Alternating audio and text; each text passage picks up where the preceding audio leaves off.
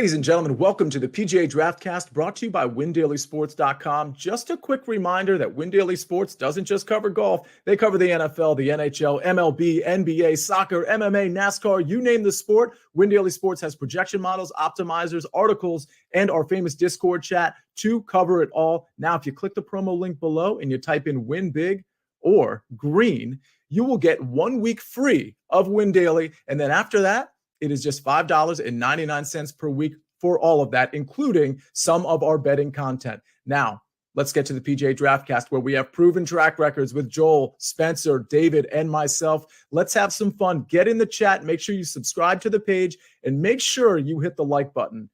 Let's do this snake draft. Let's do the PGA Draftcast. Let's do it right now. PGA Nation, we are back, and we are back with the Honda Classic. We're heading to Florida. We're finally out of the West Coast, getting back on East Coast time, regular hours. Honestly, it's a bit of a JV tournament this week, but still fun, exciting field. See, how you doing tonight? Yeah, I mean, I guess you could call it a JV tournament. The reality is we have DFS, we have tournaments, we have cash games, we have players to bet on, and not only players to bet on, and of course, we put our outrights in the WinDaily Sports Discord, although at the end of this show, we'll talk about our first round leaders. But I do want to say it's nice not to have a tournament with Jon Rahm in it, because now, and for the record, and Rory McIlroy, and let's say Tony Finau, because now we have guys at 50-1 or 90-1 or 130-1 that are viable in the outright market, and certainly viable in the top 20 and top 40 market as well. So I really see this week as an opportunity, both from a DFS standpoint, which is what this show is for the most part, but also from a betting standpoint. I'm ready. Let's go. What I'll add, though, is while there's no Jon Rahm, you do have the Jon Rahm headache of a guy who's head and shoulders above the field as the best player, who's chalky, and it's like, can you play him? Because but it's not Jon Rahm. But here's the thing, though. The gap is not the same gap. It's not the same type of – speaking of Jon Rahm, I have to say this. Because you know how Jon Rahm, there was a lot of chatter about how he got kind of helped out by putting one off the grandstands and ended up being kind of a lucky break for Eagle. And I was thinking about that, and people were like, man, I can't believe of all people he got lucky. And you know what it took me back to, Joel? It took me back to Jon Rahm at the Memorial. The Jon Rahm at the Memorial, which, correct me if I'm wrong, how much money did that cost you when they assessed a 2-stroke penalty 2 holes later? $150K. $150,000. So my whole point in thinking of that wasn't to trample on you. It was more like, well, he doesn't always get lucky. That was a really unlucky break for him. Yeah, the ball did move, but if it wasn't Jon Rahm, the camera's not even on that guy at the Memorial, because he's a guy that's like 10 shots back. That's not true. He was still lucky, because the unluckiness of that went to me. Still won the tournament. That's true, Spencer. It didn't really matter for him. I was the one who got through. But anyway, I'm here still. So, Spence, how you doing tonight? I'm doing well. It's interesting to what you guys have been talking about of the players here. And there are so many golfers, and I'm not going to go through and name all of them right now, but it's shocking to me of the players that decided not to play this tournament. And I'll name a couple. Like Nick gave this example. Why is Keith Mitchell not here? It's a tournament he's won in the past. Why is Alex Smalley not here? He's a golfer that needs points to qualify for some of these events. Maybe it's not the greatest tournament. Like, why is Davis Thompson not here? I don't really understand why some of these players have decided to bypass this tournament. This might be their best chance that they get to win an event this season, and it's a weaker field. And I kind of agree with what you guys are saying, that we'll just call him who he is. Like, Sungjae Im is not Jon Rahm, but there is a win equity that goes with him at this event, to where I think you could make a really sound argument that he should have or could have, and probably if they would have made him, it would have been better. Like 11,700. I think that's a doable thing that you could have put him at. He's 2.5 times more likely to win this event than any person that I have in my model. Now, because they priced him the way they did, it's a headache for all of us, because do we want to play a 30 to 40% own Sungjae Im when it's a course with water? There's more volatility here than, Florida courses in general have that same stigma, to where water is always going to be the undoing for it. And we can talk about it more in a second when I talk about the course breakdown, but it's tough. Like, Florida courses are tough. And I just think that Sungjae will be heads and shoulders above the rest of the field. And I don't know if there's an answer of like whether you should play him or not play him. It kind of just comes down to, is there enough leverage you can create in other spots? If you were ever going to blindly fade somebody at the top, it's probably this week because of all those factors I just mentioned, but it adds a very unique and interesting game theory perspective based off of all of that, which I love. Like, answering those questions are more exciting to me than what do we do with Jon Rahm, Rory McIlroy, and Scotty Scheffler. Like, you actually have to make real decisions this week. Can I ask a question real quick, Joel, before we get to his course breakdown? Because I think it's important for me to know. I'm looking at ownership on Sungjae that I find kind of unbelievable. But can we just, for this particular player, can we compare notes? I'm seeing something close to 40%. Spencer, is that what you're seeing? Joel, is that what you're seeing? So that's the number that Nick gave me also. He gave me, I think, exactly 40%. I see more in the 30% number. And I don't know that my numbers are always more inclined to be lower in some of these spots. I kind of feel like all this traction of everybody saying he's 40% hopefully will push him down a couple percent. It will. But even still with it, it kind of comes down to like, how overweight do you actually want to find yourself in these spots? Are you playing him to play defense? Are you playing him to be double the field? You're playing double the field. You're going to have to remove most of the player pool around him. It's tough. It's a tough answer. And it's one of those situations to where he's this isn't even giving away my first pick or from the show or anything with that. Like, he's number one in my model in all iterations of how I ran it. He's 2.5 times more likely to win than anybody else in this field. Yet, because the price was what it was and it wasn't closer to 12,000, it's added this headache on the back end of it to where if you tell me he's 30%, I'm kind of fine playing defense with that number. If you're telling me he's 40 to 50%, I'm not thrilled with that. Like, it's kind of one of those spots where you kind of can close your eyes and blindly fade, but I don't know. It's going to come down to the final number, and I'll let you answer that, Joel. I don't know what number you see with him. Well, I have two statements to make on this. The first is, generally, big picture, if anyone pre-tournament is getting over 30% ownership, they were mispriced. Because of course, you should be priced in a way where 30% of the people, right? And like, there's no question Jon Rahm is playing the best golf in the world and he's playing unbelievable. But like, he wasn't getting to quite 30 because they put his price high enough where you had to make some tough decisions, right? And you had to decide what to do. The other factor with this is when you have a loaded field right behind Rahm, when he's the top guy, you still have some mega stars that you can go with. You're not going to some, I don't mean this like scrub, right? You're going to Rory McIlroy, right? Or Scotty Scheffler, some superstars. This week is different, right? Like, there's no one that we would consider an all-star in golf after Sungjae. And when you look at this kind of watered down field, right? Like, when you play Jon Rahm at 1,100, it's kind of hard to get 5 other guys you feel confident making the cut on. Whereas this week, like, there's not a big difference between the low 9K range and the low 8. Like, all these guys are much closer than they were last week. So I feel more comfortable spending up on the top guy, knowing I can still build a lineup similarly that I'd want to build it this week than I couldn't do last week in a much more loaded field. I tend to agree with that answer also, just to point it out there. There's downsides to it. And I think, Joel, you said it the best way that anybody has said it so far. If somebody is 30% owned, they have made an egregious decision of where they've priced him. It should never reach that territory. So I just think that there's enough ways to build lineups. And I kind of tend to think, which we'll get to it in a second, that a lot of these players, $9,000 and up, are kind of pretenders in this field. I think it kind of goes to what you're talking about, to where there's not that big of a difference between, there's a couple I like, but there's not that big of a difference between some of those $9,000 golfers and some of the players in the 8,000s and some of the players in the high 7,000s. And I think that's the case. And I like Sungjae. I kind of want to go that route, but the problem is water. It's just going to keep going back to water. Like, the volatility of that answer adds a headache to the back end of that equation, to where we can't really feel safe. And that's a decision to where you have to make that call of if you want to do it or not. And everybody, that's your discretion of it. So here's the thing, because we got a lot of people in the chat, and everybody, thank you for being here. Thank you for specifically being in the chat, because that's always fun to see you. But I think they're ready to draft. So I feel like let's do the course breakdown and let's start getting some picks in, because I'm really curious to see where Sungjae ends up going. Let's do it. Spence, hit us. What are you looking for this week at the Honda Classic? Yeah, I will keep this super short. I feel like we talked about a lot of this at the beginning, and I do want to get into the draft, but it's PGA National. I think it must be noted about this course and really any course inside the Florida swing yearly. As I said, water will be the undoing for many golfers in the field. It only takes a few poor shots to find yourself outside the cut line when things begin to spiral. That is shown by 15 holes presenting a combination of 26 sinkable hazards.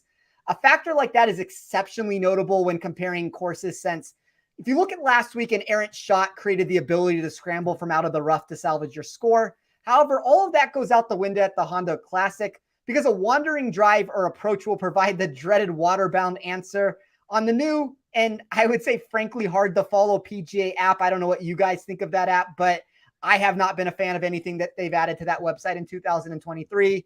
I think wind is something that you want to look at when you look at terms of difficulty. It's been in the top 10 in that area 13 of the past 16 seasons. I think the ability to control your mid irons and blustery conditions, that's going to be needed. As I said, water's always the great equalizer because you can't account for the harsh nature of that penalty. But it kind of goes back to what I keep saying. Like, that means the level of combustibility and volatility is heightened when you look at that. You're going to have to make decisions based off of that answer. And ownership is condensing in all the same areas. So if you're going to play Sungjae, you're going to play somebody like that, you have to find a way to get unique. And I think that's the key to this whole thing, to where you're going to have to pick and choose your spots, because if you just run out the standard lineup that everybody else does, you're the rake in a GPP contest, and that's what we don't want. There you have it. I love it. I love it. And one thing I'll add, you're right, the PGA app has been pretty bad, but they don't have the live money. If you wait till you see the live app, it's really, it's really wonderful. Just kidding. Let's dive into the draft. I'm going to pull up the draft board as I do. So a quick reminder on the rules. So a little bit different this week. As the audience, you will be drafting your team on your own without Sia's help. Since Spence won last week, he picked the order. Draft order will go Spencer, Sia, audience, then myself, and it'll be a snake draft like your typical fantasy football draft, where I'll come back around and I'll have the first pick in the second draft. We are drafting full rosters, DraftKings style, so you do need to stay within salary. You can't just draft all the best players. You need to draft a team knowing that you will be able to afford all of the players in your lineup. Without further ado, Spence, you're on the clock. So I preface this answer by saying I hesitate to say it this way because this player is in my player pool as of this moment. It doesn't hurt that we're doing a 4-person draft. I never go on this show and give that answer because I am always trying to provide an answer for everybody out there listening. I want people to be able to throw my lineup into a GPP contest and to try to win it. I think there are enough ways that I can play Sungjae Im that I can still get unique in other areas. The 2.5 times win equity that my model has on him is just too substantial to ignore. I view this to be one of those spots to where he is the Jon Rahm of this tournament, maybe not in exactly what's being presented. There's not as much safety because of the water, but the win equity is very similar to what you would get with Jon Rahm in a stacked field. It's just done it in a way now that the field is weaker. So I plan on playing Sungjae. I don't know if that means I'm playing him defensively or I'm going to go a little bit, overweight to him. But if I'm assuming that he's 30% owned and I can play him at 30% and kind of build around him that way, I'm fine going that route. I think he's the best player in this field. He's number one in all iterations of how I ran it, and I will figure it out from there. So I will take Sungjae Im first overall. So I'll say this, Joel, I want to ask you something before I make my pick. I'm going to presume that Sungjae is like 34% or higher by the time we have lock. I think I'm going to be a full fade. Here's why. And maybe this isn't the right reason.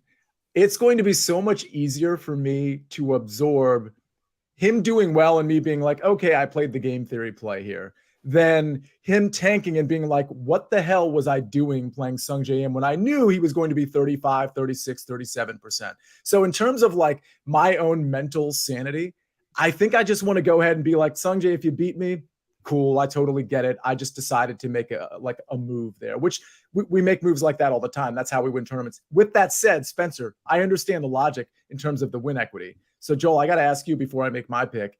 It feels like a yes or no on Sungjae. Well, I'll just make 2 quick points. for Spencer, it's an obvious, right? He's only going to be owned by one of us. I think it's 4 people.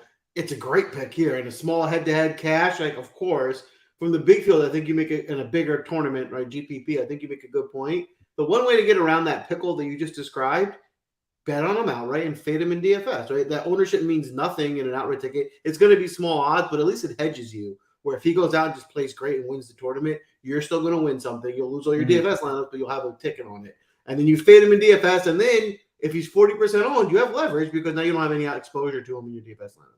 I'm not looking at it right now, but I would imagine a top 10 Sungjae ticket is, what is it, Spencer? Plus, it's got to be plus something, right? I don't have it up in front of me right now, but yes, it is plus something. So, I mean, that could be one way to play. You don't necessarily just have to box yourself in with the outright ticket. You could do a top 10. It's probably plus 120, 130, maybe even plus 140 because top 10 is, those are, it's not going to be a top 20 number, obviously. And, you fade him in DFS. I think that's, make a larger bet on him in that top 10 market and call it a day. I think that might be a way to handle it. Top 20, of course, too, but that's going to be probably like minus 130, minus 140, maybe minus 130. I'm just kind of guessing. Oh, plus 125. Thank you, David, for Sungjae in the top 10. So that's one way to handle the Sungjae situation. I'm going to go kind of off the radar here a little bit. When I sized up this tournament, there were just a couple of guys that I had in mind. And Spencer, your partner in crime, who should probably come on this show sometime soon, Nick Bretwish. You guys just recorded the Better Golf Pod, so I'm going to be listening to that after I watch this, of course. He texted out, or he tweeted out a couple names that I was already on, and I'm going to pick one of them.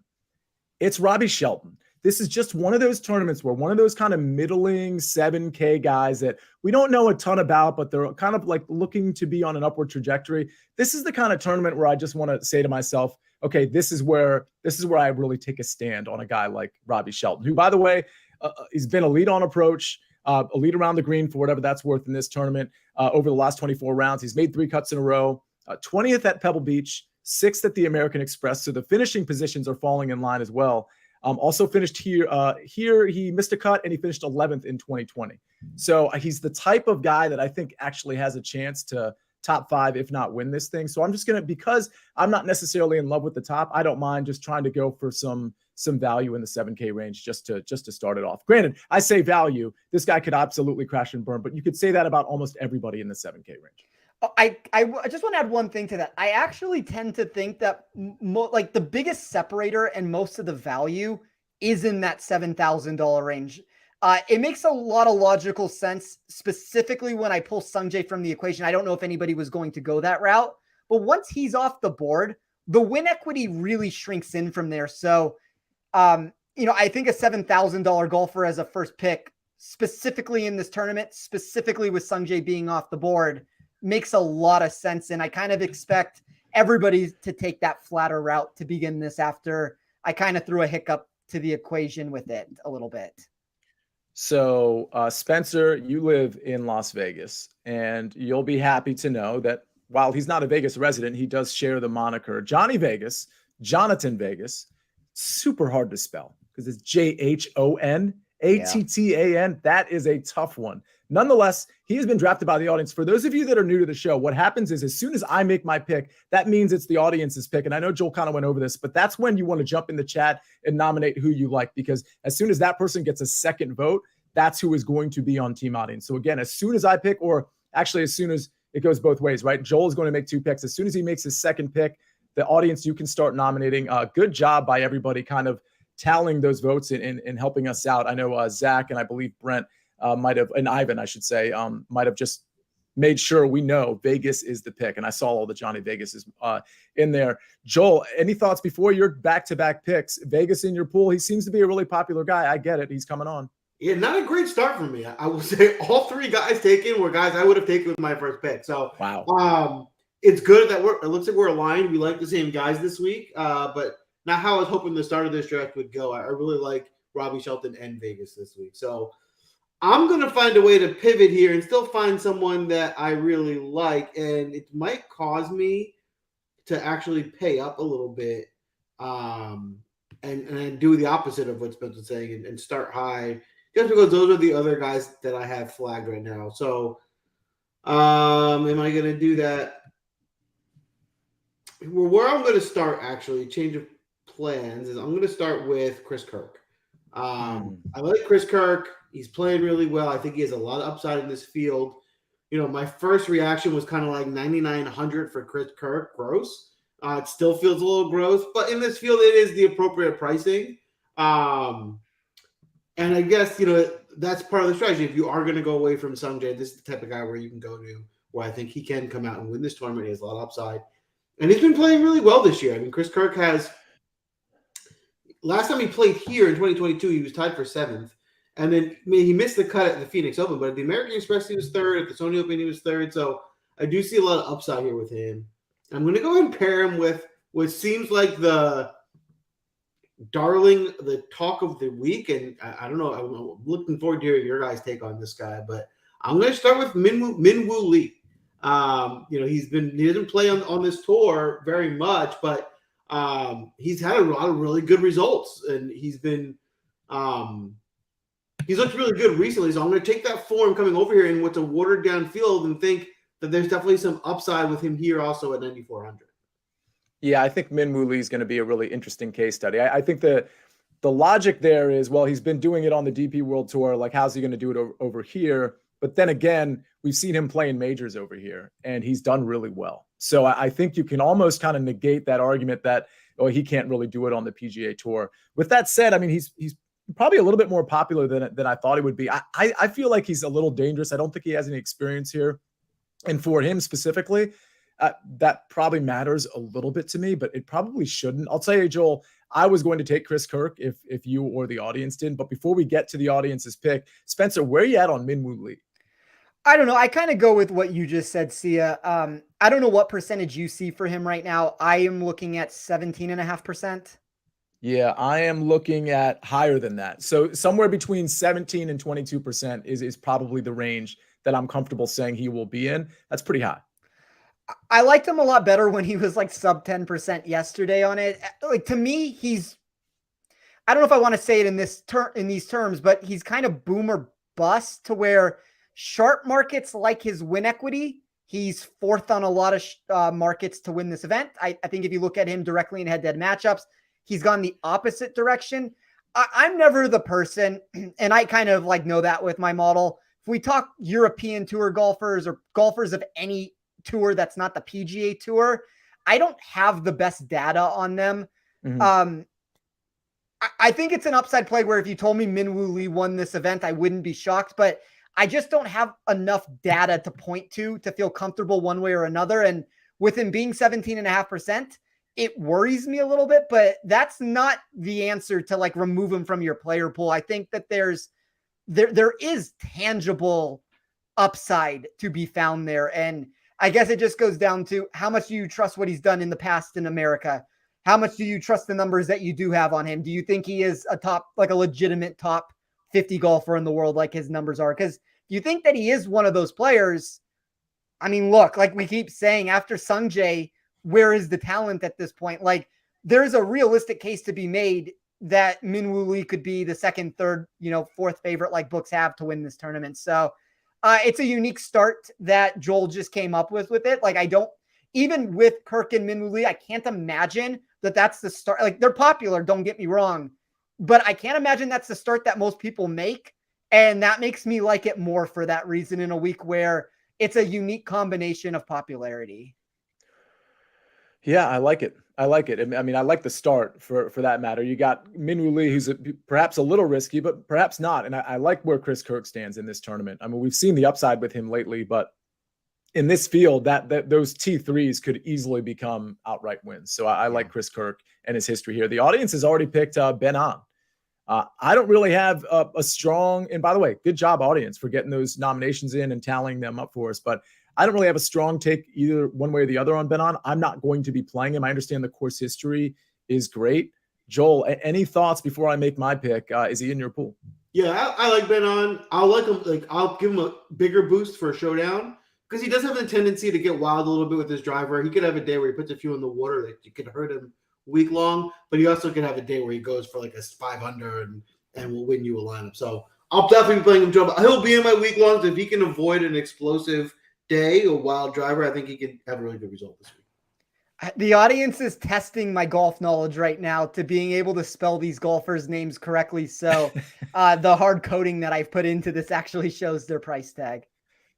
That's great. All right. So I am going to, I really wanted to take Chris Kirk here. So now I have to take some detours, and I'm debating between two guys.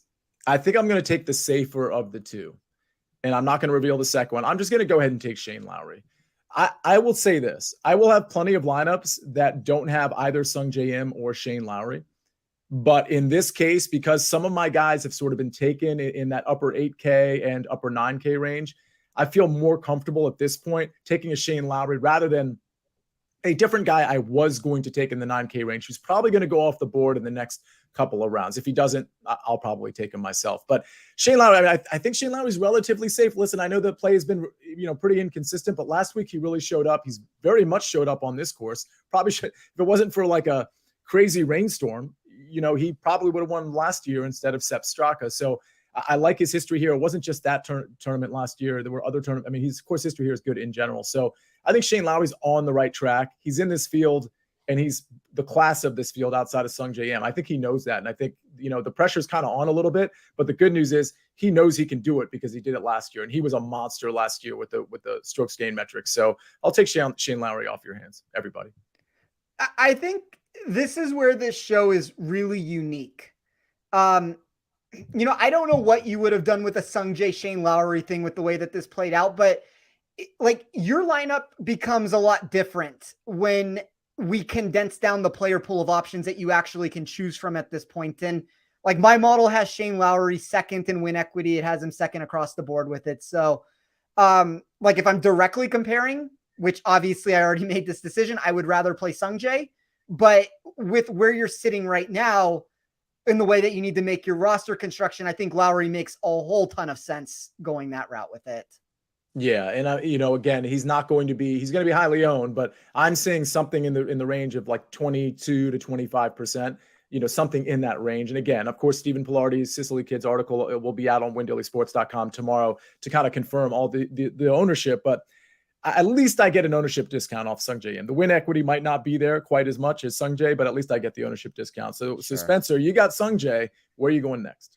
This is a very popular start to a build, and this is kind of what I'm telling people that you should be trying to avoid doing, and it's going to make it so I have to get unique. But when it came down to my decision, there was one of two players that I was going to take first overall, and I did not expect this golfer to get back to me, and I'm kind of frankly shocked that he did. I'm going to take Aaron Wise. That's who I was, just so you know, it was between Lowry and Wise. I thought Wise might get back to me, but I was okay kind of handing him off. I like the pick though. Sorry, go on.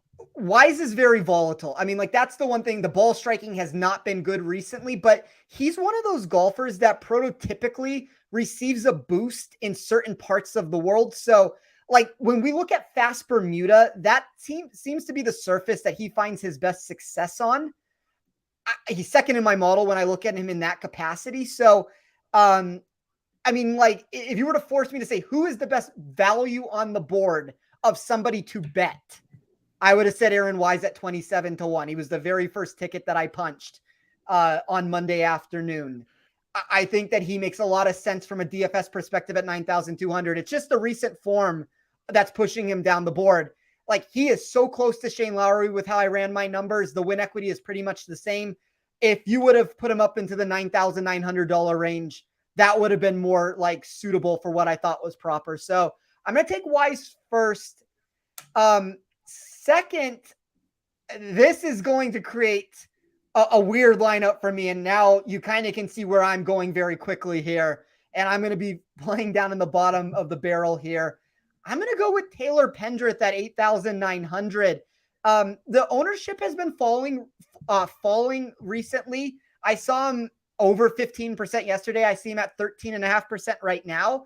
And it's interesting with him. You don't technically think of a club down course for a venue where he would find his most success, but it's a very similar mentality. And I don't think I can afford this guy at this point. So I'll just name another player. It's what we've seen in the past with Cam Davis, to where you give them these club down opportunities and the upside actually becomes better for them.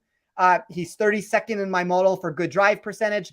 That's compared to 85th in driving accuracy. So that kind of just tells you that once he's clubbing down, he's doing better. He's 13th in total driving.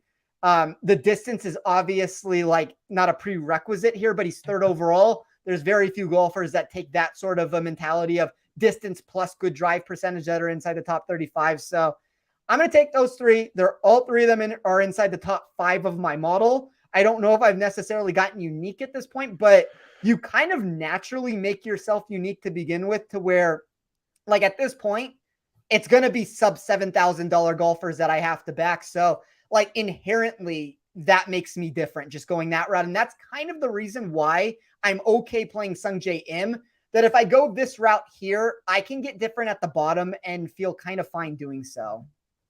So I'll say this, Joel, I want to bounce Pendrith off of you before I make my pick, because I'm a Pendrith fan in general. And I think his talent is awesome. And I think in a couple of years, we're going to be talking about him as a guy in a random tournament in the 9K range, a tournament that has a more talented field than this one, for example.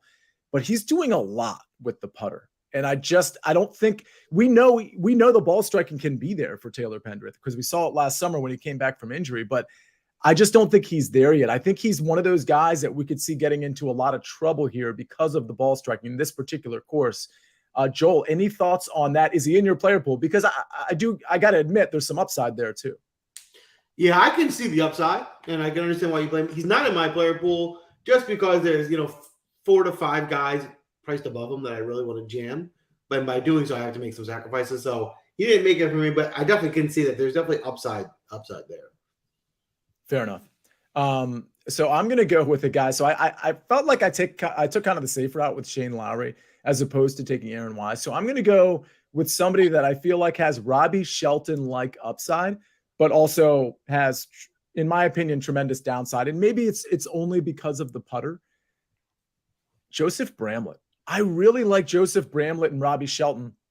And again, it's the 7K range, and all these guys have a certain amount of volatility to them. Bramlett in particular doesn't usually gain with the putter, but I have seen a trend in the right direction with the putter. So while he's not gaining with the putter, he hasn't been losing quite as much lately. His finishing positions have been great. His ball striking has been elite, frankly. Tee to green, the guy has been really good last 24 rounds. I'd say the same about Robbie Shelton. So I think I'm willing to take the upside, the risk. We're talking tournaments here, obviously. So I'm going to go with Joseph Bramlett here. Spencer, any thoughts there before we get to the audience pick?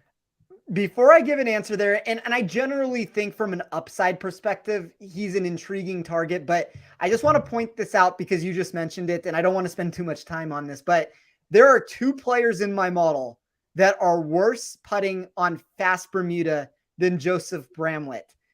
I'm phrasing this question to you for a reason, Sia, with this. So I'm sure you know one of them. Kyle Stanley. Kyle Stanley would be one. It's not Hank Lebioda, is it? No, it's not Hank Lebioda. He is 93rd. Better, actually. Okay, who would be the second one? I can't think of it. I'll let you guess really fast, Joel. It's a golfer that is older at this point. I don't know if that helps at all. I mean, he's a guy who has a storied career that has gone south over the last couple of years. Oh, is it Webb Simpson? No, it's not. Joel, do you want to take one guess and then I'll give the answer? Is he playing in this tournament? Yes. I guess Matt Kuchar? No. Jason Duffner. Oh, Duffner. Wow. I didn't even realize Duffner was in this tournament. That's how bad it's gotten at this point. I don't know. I mean, to me, it's an upside play. The ownership worries me a little bit, but it's a boom or bust target to where if Bramlett won this event, I wouldn't be shocked. I do think putter matters here more than I would in other tournaments. The only reason I picked him is because what I'm seeing lately over the last 5 tournaments is a slight progression in the putter, whereas it's not awful. Now we're on fast Bermuda, so let's see if it reverts back to terrible. But I'm willing to sort of take the chance there because of the upside with the ball strike. But and by the way, Johnny Vegas is one of those guys that the ball striking is great, but the putter could really truly let him down. I mean, I think that's a watch out for Johnny Vegas, as popular as he is. So it's just something to be said. And I'm not trying to degrade the audience team. It's the audience pick. Did they go with S.H. Kim? I think S.H. Kim was the pick for the audience.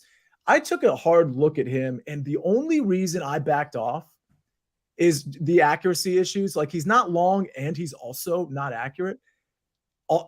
Outside of that, he looks like a pretty great candidate on any course. I think SH Kim is one of those guys that keeps getting unnoticed, but keeps kind of proving that he probably belongs, with some of the upper 7K guys in this tournament. Joel, any thoughts on SH Kim? And then Spencer, I want to get your response too. I like SH Kim. I may have taken him with my next pick if the audience didn't. Again, it's one of those value plays. There's probably, less than 5 guys under 7,400 that I feel really good about, and he's one of them. It's the consistency, right? It's not just he had one good result. It's now been 2 months of top 20s and 30s in better field. So I hear your concerns with, like, if he gets a little wild out here, he's going to find himself in some trouble. But I think he's worth taking a risk on as a value play. Yeah, Spencer, your thoughts? Well, the way that I have this hard programmed right now, I don't have it as SH Kim. I have it in the way that it's showing on the screen. So it's another golfer that was tough to spell. But I like him. My model always seems to think that he's a top 20 golfer. So I'm going to say yes to him being in my player pool this week. Yeah, I definitely think he has a ton of upside. I'll go ahead and join forces with y'all. Joel, you got back-to-back picks. All right. Well, I'm excited for my first pick. I don't think anyone's really on him this week. And I just think this is a guy who, he's not playing great right now, but his pedigree, another week, if he had played just a little bit better in the last month, he'd be maybe the third most expensive guy in this field. And I'm getting him now at 8,100, and that's Cameron Davis. Cameron Davis is a guy who I think can come out and win this tournament. Yeah, the current form isn't peak. It's not ideal right now, but, his driver is good. And we always said, right, it's these tracks that you don't need to rely on the driver as much. He doesn't tend to succeed in those bomber courses. It's when he clubs down, he finds more success, and that could be him this week. So I think this could be a really good bounce back and what looks like relatively low ownership for him at a really affordable price for his pedigree. So I really like Cameron Davis. He's definitely a GPP play this week. And I'm going to pair him with, in this pick, Ben Griffin.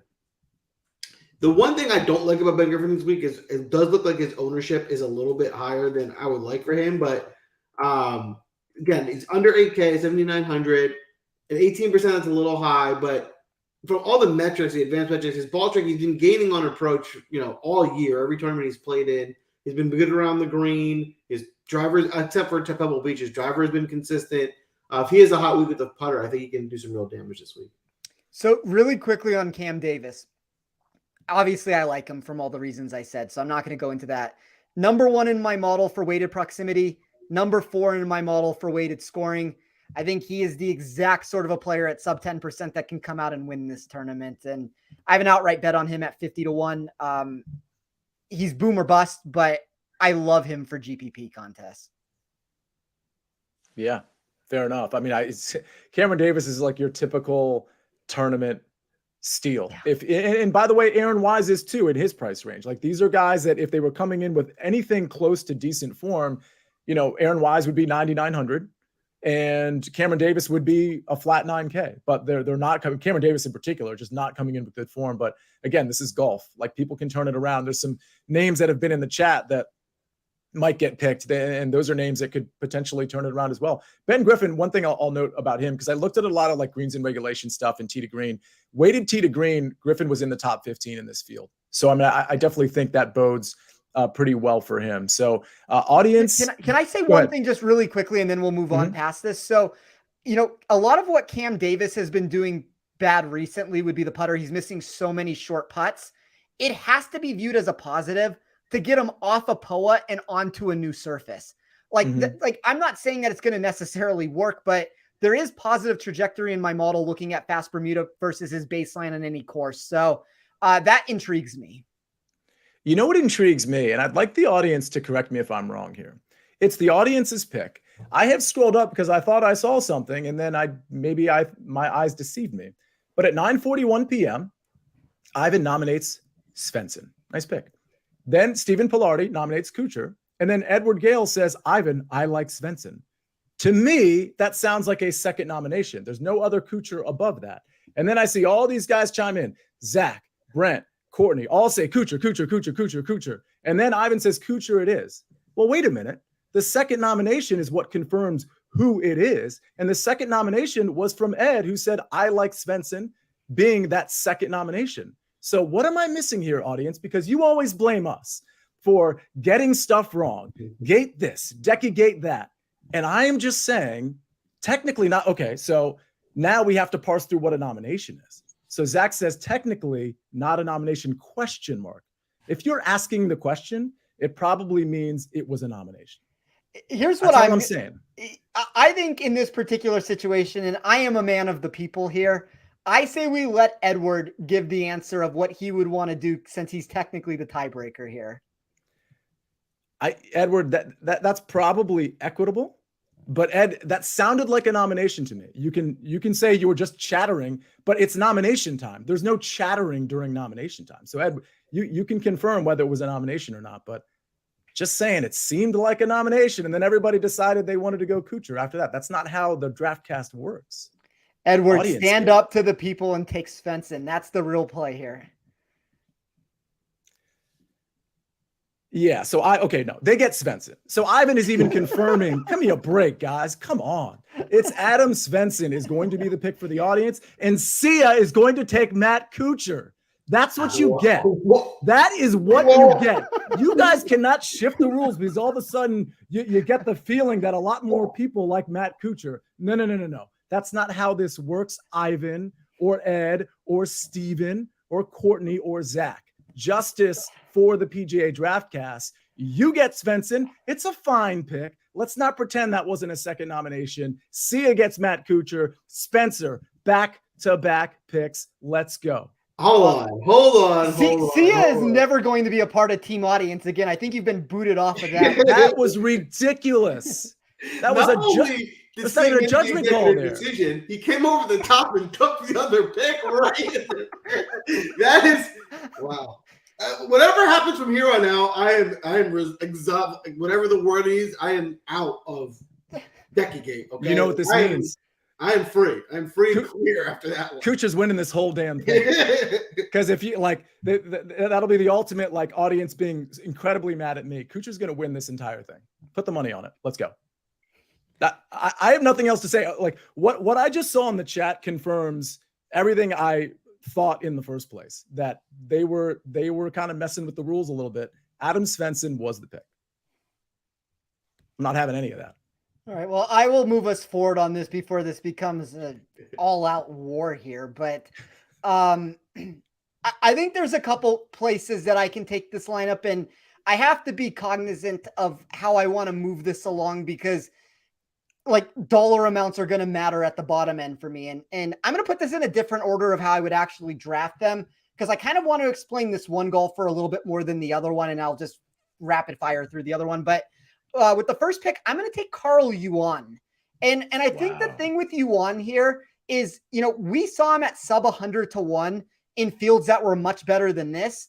Now, look, I mean, there's something to be said about what we've seen from him recently. But if you look at his 121st place rank for around the green, that's where the problem stems from weekly.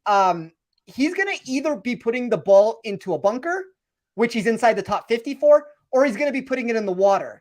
I'm going to trust his ball striking in this spot to where I think he has more upside than meets the eye here because of what we've seen recently in some of these spots. And then the second player I'm going to take behind that, who my model has 11th overall, and I know the recent form has not been great, but it's kind of just a bad round here and there. Once again, another very popular play.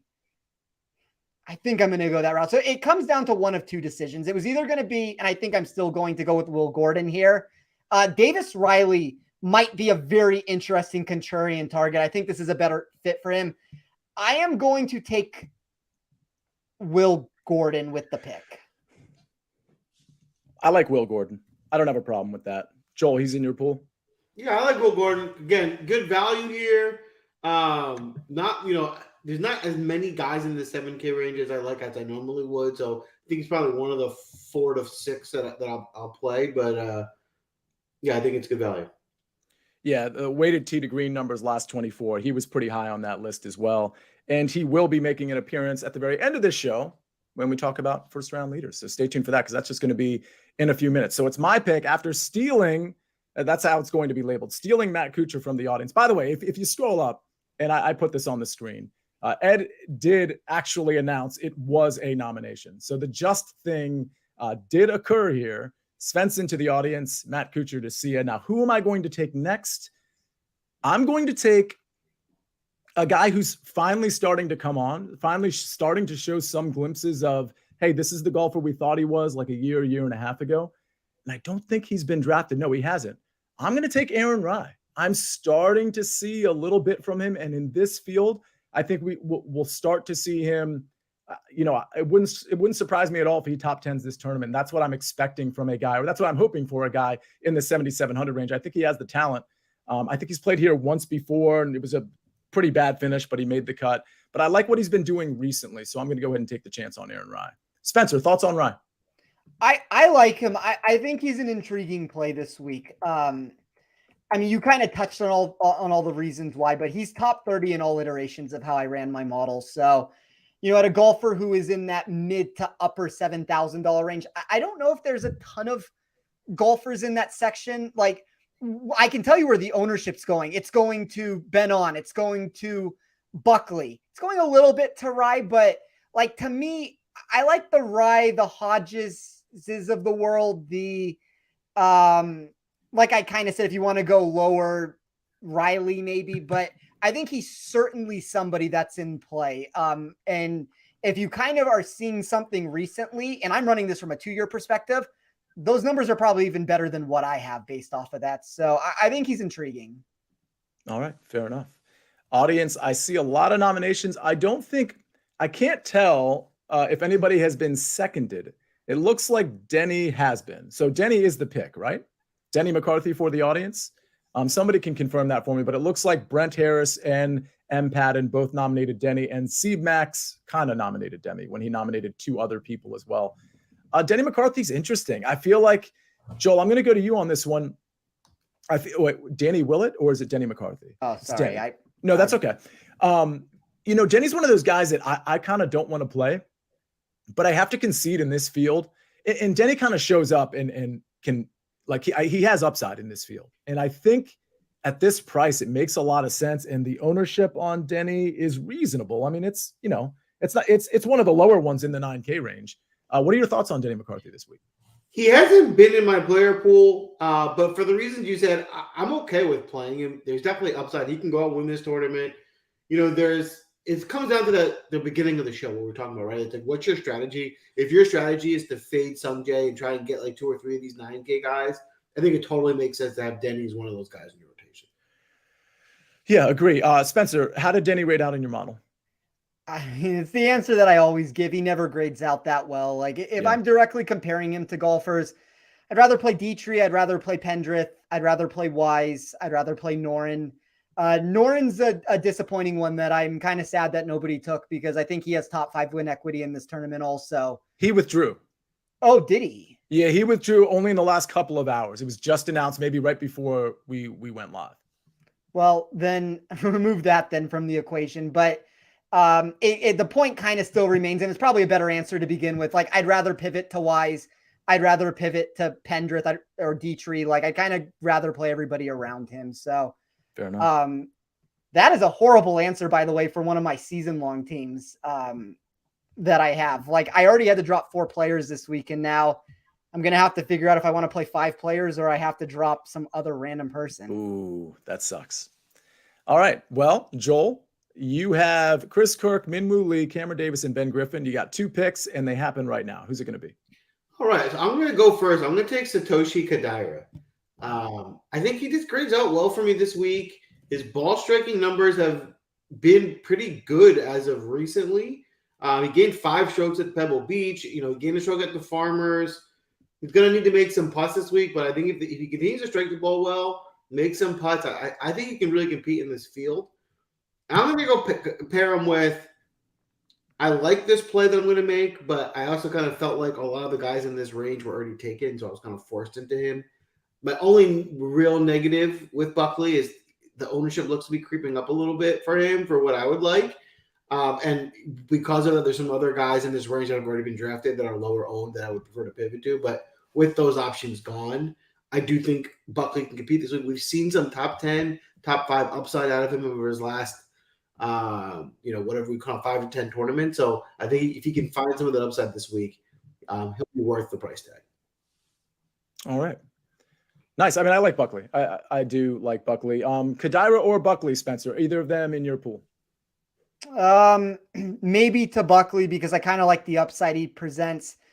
I mean, I guess you could give a very similar answer to Satoshi Kadira. Like the proximity numbers are going to look really good. I have a bet of Carl Yuan over him.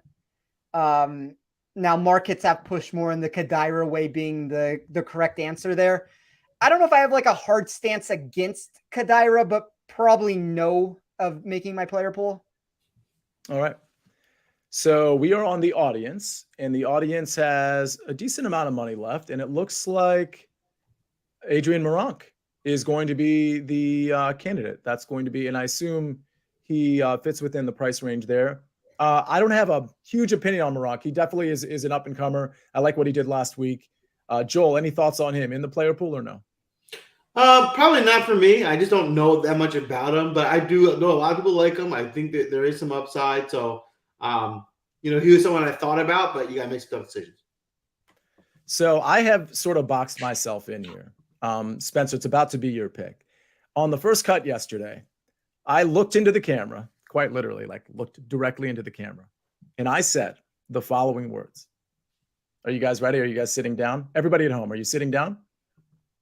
I should go Grayson Sig here, David. I should go Grayson Sig because I like Grayson Sig. But I took a stand yesterday, and I feel like it would be a little cowardly for me to back off. And I do think maybe, listen, before I give who I'm going to draft, we're talking about this specific tournament, having guys turn their game around. You mentioned Cameron Davis. Joel, you obviously drafted him. Aaron Wise is a guy. I think you can make an argument that there's some other guys that were drafted, maybe even on my team. I'm trying to remember. There was one other guy that like is definitely in. Let's see if he turns it around in this field mode.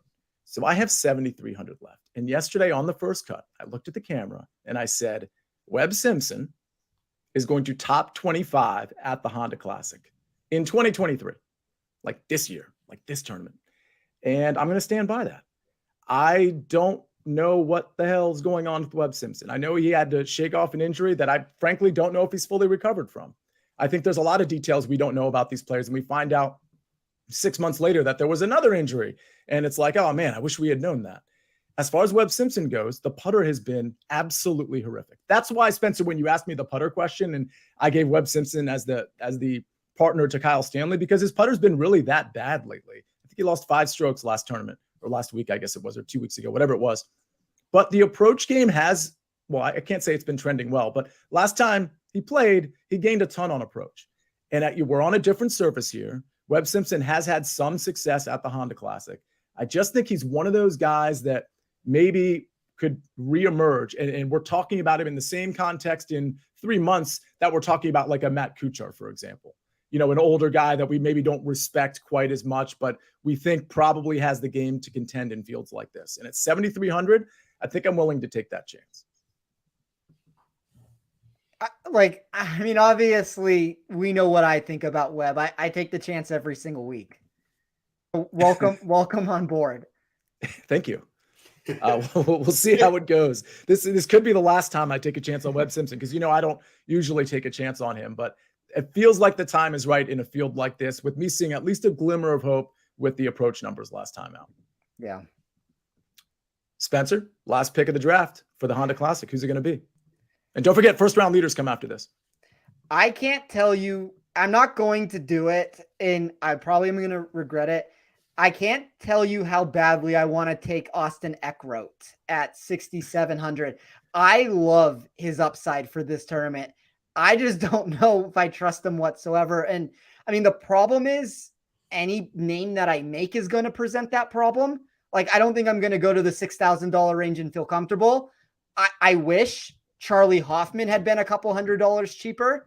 I think he's another one of those guys in like that Webb Simpson mold to where if you look in, a month or two, I wouldn't be surprised if he's turned it around. I guess I'm going to go with the golfer. I also, by the way, wish I had an extra $100 because I'd probably take Sam Stevens here. I think he's a very intriguing play, but being $100 short of that, I'm going to take the player that's technically the safest in my model in most of the ways that I've run it. I'm going to take Ben Martin. Yeah. Okay. That's who I thought you were going to go with. I like Ben Martin a lot this week. Go ahead. Sorry. I mean, obviously, like when you get down into this range, you're going to have to try to find something that you like in a player. And look, there's volatility with it. He's made 3 of his last 5 cuts, though. All 3 of those finishes have come inside the top 32. This is an extremely weak field. The weighted tee to green that I have run for Fast Bermuda is great. The approach numbers of how I've run it recently looks awesome. The putter, bad. I mean, I think that's kind of the answer that we've talked about with Bramlin and some of these other guys, but I'm willing to take a shot here on a golfer who's sub 5%. And when we look at Eckroat, like there's just so much boom or bust him. And I think Eckroat and Yuan are kind of the issues there. Did he say Austin Eckler when you said Austin Eckler? That was pretty funny. By the way, quick note. In my opinion, the XFL is actually a pretty good product. I think everybody should watch it. I played very low dollar DFS tournaments. And by the way, WinDaily has stuff for XFL too. We got guys in the chat. We got articles as well for that. But I cashed in like 6 out of 7 of the tournaments. Granted, they were like $5 and $12. I was just kind of splashing around, but I think it's not easy, but it's pretty easy to get a good read on who's going to play. And that obviously matters. So I think everybody should dabble in XFL. It's really fun. And the product it's a step down from the NFL, but it's good. So I just wanted to throw that out there that WinDaily is doing stuff for that as well. I like the Ben Martin pick. If I dip into the 6K range, he's definitely one of the guys that I would consider. And, at Pebble 13th, he's no stranger to, at least not recently, to finishing, relatively high. So I like it. I like it. We're not done yet. Go ahead. Before we move on, hit the like button. Give us a follow. We're going to post these lineups. Let us know which team you think is going to win. You can let us know which team you think is going to get second, since we already know my team's going to win. But either way, let us know your opinion. If you follow us, get into Discord. We will post our outrights in Discord before the end of the week. We also give weather updates, so things can change before Thursday morning. Make sure you get in there and check it out. But for tonight, we have the first round leaders, and we are due for one. We're going to hit one this week. I got a good feeling, and this is a fun week to do it because it's a little bit longer odds, and it almost feels even more wide open, where it's like almost anyone can hit it. So a big number potentially coming. I'm going to pull the draft board down, and we're going to dive into it. Spence, who are you looking at in the first round leader market? Hey, real quick, I got to say something. So what's really funny about how we are with first round leaders, particularly this time of year, if you want to harken back to last year, we were on this incredible roll. So Joel says we're due for a first round leader. Well, we hit a first round leader last week, and you know what? It was Max Homa. You know what that means? It means we're due for a first round leader. So don't be confused. Joel said we're due, but of course we're due, because this time of year, this is when WinDaily hits all their first round leaders. So anyway, without further ado, I didn't want the Max Homa pick to get forgotten by some people who didn't understand that comment, but I understood it because we're going to be due every week. Well, I didn't want to jinx anything, because if you notice, I also said last week we were due, and then we hit. So then we're due again because we're going to hit again. So here we go. Spence, who are you thinking for the first round leader market? I took Carl Yuan at 110-1, Davis Riley 70-1, Charlie Hoffman 90-1, Austin Eckroat 125-1, Cameron Davis 55-1, and Aaron Wise at 40-1. I love it. I'm taking one home run shot, one of those where you swing for the fences, you either blow your back out or miss completely and hurt yourself. So I'm going with Satoshi Kodaira. I like him this weekend. He's one of those staple first round leader plays where he's almost like, if he's going to do anything, it's probably in the first round, and then he might fall apart. So he's 130-1. I mean, I actually think within this watered down field is a legit shot that 130-1 ticket could cash. So I like the big number. And then more on the more realistic, I think shorter odds. I just think people are a little too long. I'm not meaning to take all my picks, but I think it's a little too long an odds on Chris Kirk at 50-1. He's priced closer to, I think, guys that are more in the 8K range. And I also like two others, Robbie Shelton at 60-1 and Benny Ann also at 60. I think this is a good way to play Kirk. I think that's a very good number. Yeah, I agree. That's a long number for him for sure. All right, we'll see ya. Enlighten us. Who are you taking first round leaders? So I have 6 guys here, which is a lot. Normally it would be 5, but I like 6 here. And I'll tell you from an outright standpoint, I'll probably only have 2 to 3 to recommend in our Discord, but that's only because from an outright standpoint in this particular tournament, there's going to be some live bets. There's going to be some live outrights in this tournament because keep in mind, there's not going to be guys at the top that you're just going to fear getting jumped like we had last week when we had John Rahm at the top and a bunch of guys of his ilk. It's hard to recommend a guy that's, 7 or 8 spots below that person. So it's just something to consider. This is a really good tournament to live bet, especially with all the pitfalls around the course, with the water. Some of these guys at the top, especially if they're not premier golfers, can fall really, really quickly. So those live bets will be in the WinDaily Discord as well. With that said, Jonathan Vegas at 50 to 1. Robbie Shelton, Joel, I just heard that from you, 60 to 1. Joseph Bramlett, 60 to 1. Will Gordon, 70 to 1. Dylan Fratelli at 80 to 1. And there's one more, right? Your easy button play of the Honda Classic, your first round leader at this year's Honda Classic. And I'm telling the world on February 21st, 48 hours before we actually have a Thursday first round leader. It's this guy's time of year. It's his season and he can get hot for 4 rounds. I'm not so sure about that, but for 1, this veteran can do it. His name, of course, at 70 to 1 is Ryan Palmer. He will be your first round leader. You're welcome, everybody. There you have it. Lock them in, right? As we like to say, you either get rich or die trying. We're going to get rich on that bet. It is that simple. It's going to be a fun week. Good luck this week, everyone. See ya. Did I forget anything? Well, we forgot that Matt Kuchar is obviously going to win this tournament because of the shenanigans and hijinks that the audience tried to pull. I do want to say, in all sincerity, I can't wait to now monitor Svensson and Matt Kuchar specifically because of this show.